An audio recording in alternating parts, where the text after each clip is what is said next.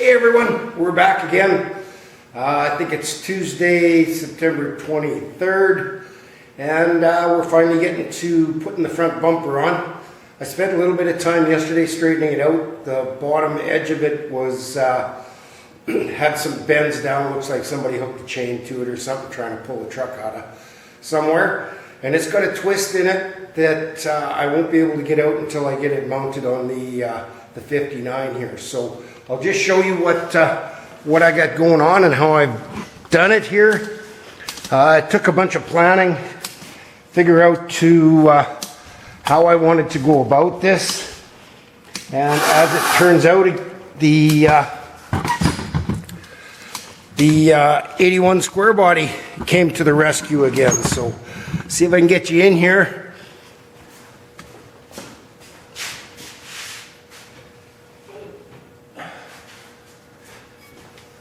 Okay, so these right here are the, see if I can get you out. These are the rear main brackets for the step bumper that was on the 81, and turns out they work perfectly on here.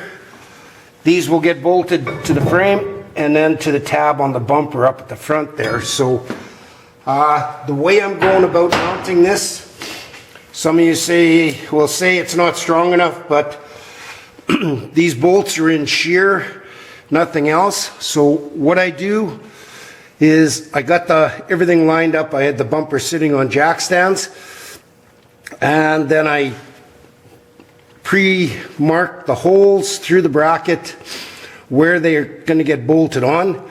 And then in the frame, I drilled a 13/16 hole with a step bit. 13/16 is just one of the sizes that's on this cheap Princess Auto Harbor Freight step drill. And it's the perfect size for taking a 1/2-inch bolt, a nut, and if you hit it hard, the nut will go in and sit very tight in that hole, so you don't have to hold it. And then I leave it out, just maybe a 32nd of an inch, and then you can weld it all the way around. Just get a nice flat surface to bolt the bracket to, and you're good. Because all of the forces on a bumper are pushing straight in. This doesn't have to hold anything out this way.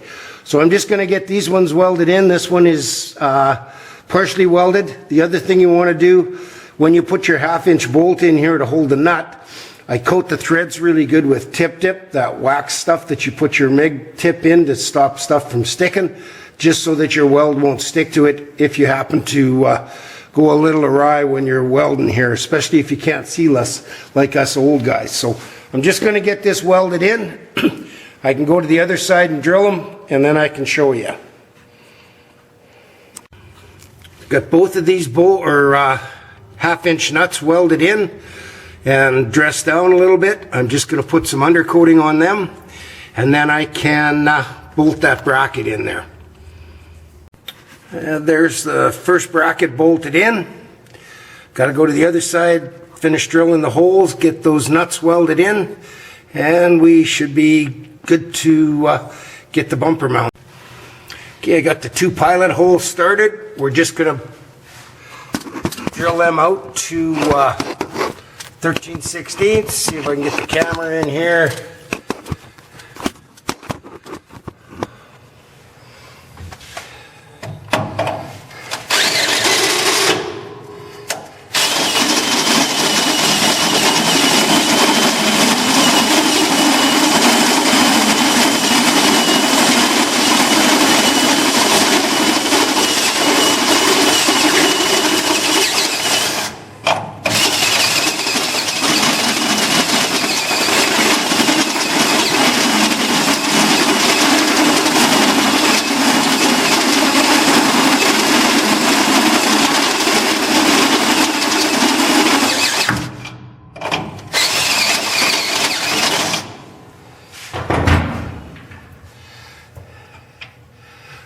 One more.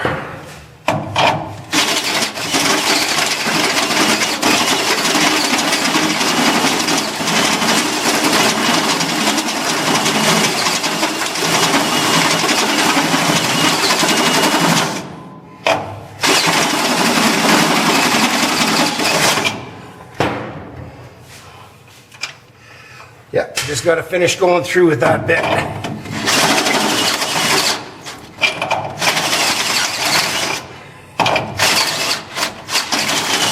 Break your arm. Okay, so that one's opened up to the right size. Oop. Uh-oh. I'll get the other one drilled out, and then we'll tap the nuts in there and get them welded. Okay, I've got the first one tapped in there. I'm just going to do the second one here. See if we can get it in there. Use a pair of vice grips, it saves the fingers.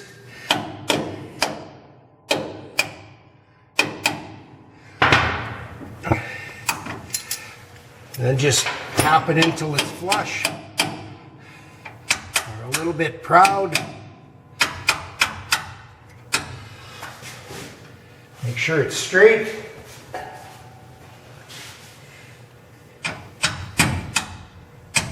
Level. And now I'm good to weld. So I'll get these two welded in there, and then we can carry on with the bumper install.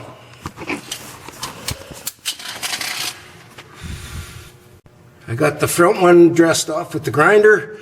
The rear one's welded. Just going to dress it down a little bit, and then I can spray a little bit of undercoat on, and we can bolt the bumper bracket on. Okay, that takes care of the bumper install.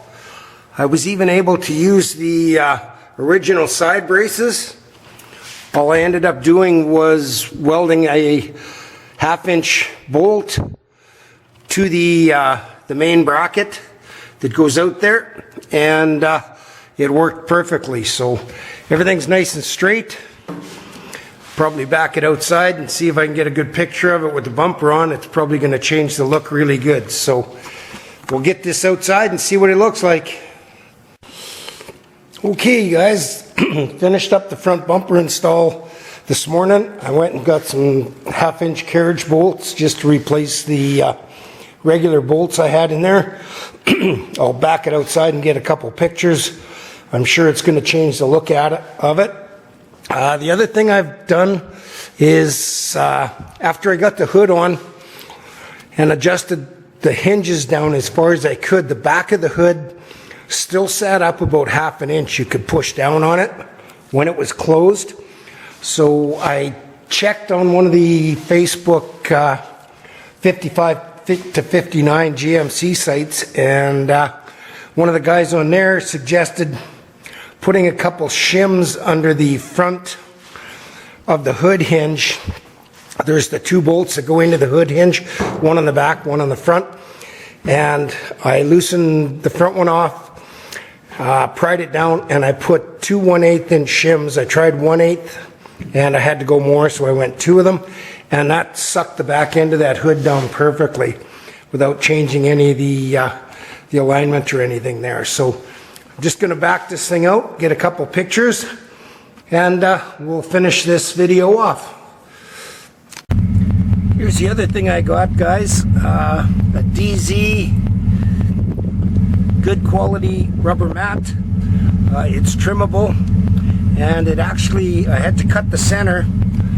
I had to cut about 10 inches out of the center of it here, and it actually glued together with weather stripping adhesive really well. So okay, everyone, that'll be it for this video. All I got was that front bumper done and the hood adjusted, and that rubber mat fit. So been busy with other stuff and helping my wife out. She's having some health issues that have been taking a lot of my time. So next video will be on the door glass, the vent window rubbers, and getting all that stuff all repaired. Tomorrow I'm off to the big city to get some color match blue paint. The local guy was supposed to do it for me, but he told me it was going to be between $350 and $600 for a quart of paint, so that ain't happening. So much for shopping local. So anyhow, thanks for tuning in, thanks for watching, and all your great comments. So take care, everyone.